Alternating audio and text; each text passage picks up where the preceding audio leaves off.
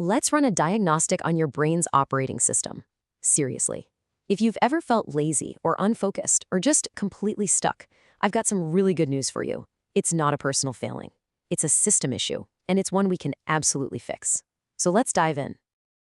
Really think about that for a second. Your brain can process an insane amount of information while you're scrolling through TikTok or Instagram, and it does it without even breaking a sweat.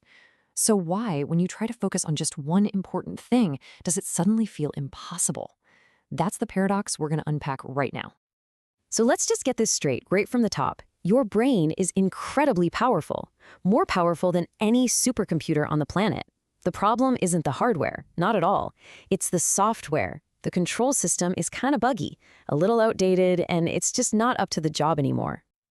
To really understand this control problem, we first need to look inside your head, because there are two systems in there, and they are constantly at war with each other. Okay, so here's the core conflict.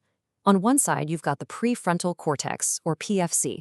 Think of it as the logical CEO. It handles all the planning, the logic, the willpower. But here's the catch. In evolutionary terms, it's the new kid on the block. And on the other side, you have the limbic system, the ancient, powerful animal brain that runs on pure impulse, emotion, and desire. And this, right here, is the perfect way to picture the problem.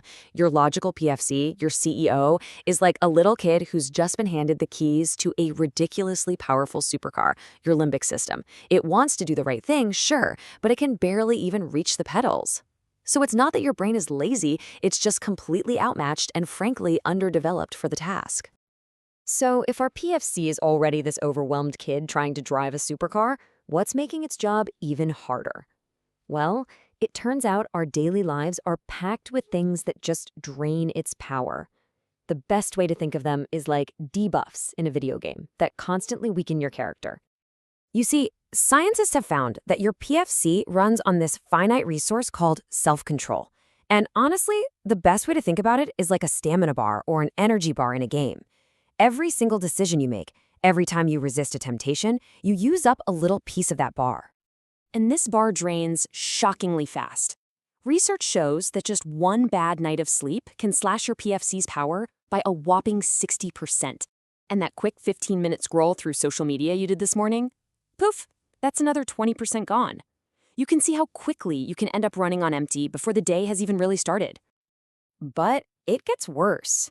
Beyond those obvious drains, there are two hidden parasites that are constantly eating away at your energy.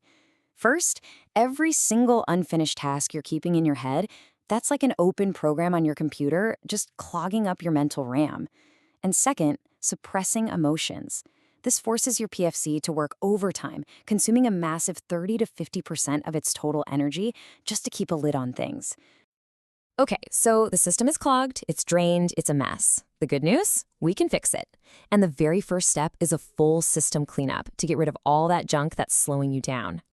To close all those open loops, all those unfinished tasks, you have to get them out of your head. And we do this with a really simple but incredibly powerful technique called a brain dump.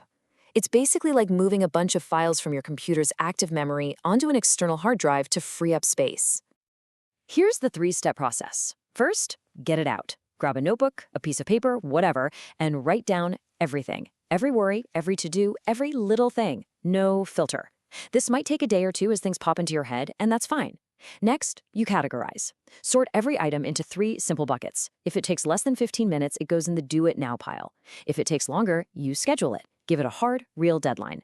And finally, for every item, ask yourself, what really happens if I never do this? And if the answer is nothing critical, just delete it. Gone. It feels amazing. Okay, with all those tasks cleared out, we need to tackle that other huge energy drain, suppressed emotions. Now, you can't just delete them, but what you absolutely can do is release them. And there are 3 super effective ways to do this. Number 1, physical release. Exercise, sports, even just a brisk walk literally burns off stress hormones like cortisol. 2, emotional journaling. Just the act of writing down what you're feeling has been shown to reduce activity in that impulsive limbic system by up to 30%. And 3, direct expression. If a specific person or situation is causing the stress, addressing it head-on is the quickest way to stop that emotional drain. All right, the cleanup is done. You've just freed up an enormous amount of mental energy. But years of running on empty have probably done some damage to the hardware itself. So now it's time for repairs. You see, constant stress and that energy drain we talked about, it physically damages the neural pathways in your prefrontal cortex. So just clearing out the clutter isn't quite enough. We have to actively go in and rebuild and refuel the system. Luckily, the two most powerful repair tools are incredibly simple, but don't let that fool you. They are game changers. First up is walking. It directly increases blood flow to the PFC, delivering the nutrients it needs to repair itself. And the second is something you're already doing, but probably not well enough: proper breathing. And this number right here is exactly why breathing is so critical. Your brain, which is only about 2% of your body weight, consumes a staggering 20% of all the oxygen you inhale. Most of us, though, live in a state of chronic low-grade oxygen deprivation. It's called hypoxia, from shallow breathing. And this slowly, literally, kills brain cells.